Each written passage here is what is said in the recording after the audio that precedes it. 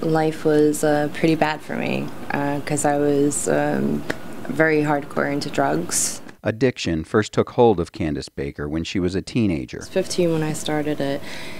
On my 16th birthday, I remember getting a head of crack for my birthday. And drugs would remain in the young woman's life for 8 years. One day I just remember, I sat on my bed and I prayed to God, and I was rocking back and forth, and I said, please help me get away from this because I can't take it anymore. And then 2 weeks later, that's when I got shot. On March 24, 2006, Baker and her boyfriend Michael Gregory drove to Newark with their regular drug dealer to pick up a check for approximately $3,000. After cashing the check in Plainfield, the driver, Sharif Raymond, and the dealer, Jeremy Watson, drove the couple through the city's bucolic Greenbrook Park. Pulled into the park, and then that's when I noticed things were a little sketchy. Sharif was looking in all the mirrors, and he was driving really, really slow. And a car pulled out, and then he pulled over and said, get out the car. And we were like, what? You know? So by that time, Jeremy had already gotten out of the car, and he was in the front of the passenger side. And Michael had gotten out. He was in the front, I was in the back. Jeremy pointed the gun at Michael and then pointed it at me, and Sharif said from the car, who has the money? I said Michael had the money, and Jeremy kind of took a shot towards me, so I ducked. And I was so scared that I stayed in that position. And I looked up, and then I saw Jeremy and Michael, Jeremy's pointing a gun at him, and Michael's take it, please, kind of throwing it on, please don't hurt us, we know nothing, please, please.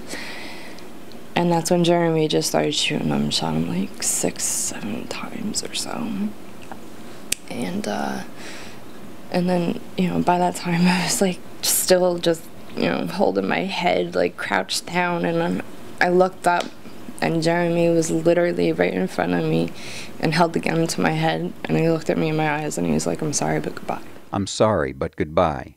Watson's last words to Candace as he squeezed the trigger, firing 2 rounds into the top of her head. So then I fell, and, I woke up about maybe 3 seconds later, and I heard the car take off, and I laid there, and I knew I was shot, but I didn't know how bad. And my hair, I used to have really long hair. It was all in my face, and I took my left hand because I couldn't move my right arm. I'm touching my face. I could feel hear myself breathe. It just felt like I hit my head really, really hard on something, and I hear the ringing. And Michael Gregory was dead.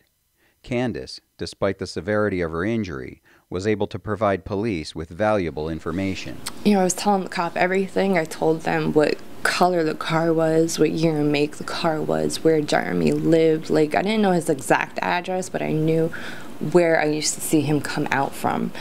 So with enough of that information, the cops were able to get him, and they got him 20 minutes later. Watson was convicted of murder and attempted murder, along with a variety of drug and firearms charges. At the end of May, his appeal in the case was rejected. He will likely remain incarcerated until 2067. Candace has been challenged by a lengthy recovery, but she has remained drug-free since the 2006 shooting. My life, I would have to say now, it's amazing. I never had so much for me. I remember, laying in a hospital bed and having just the clothes from the hospital all to myself, and that bed was my home.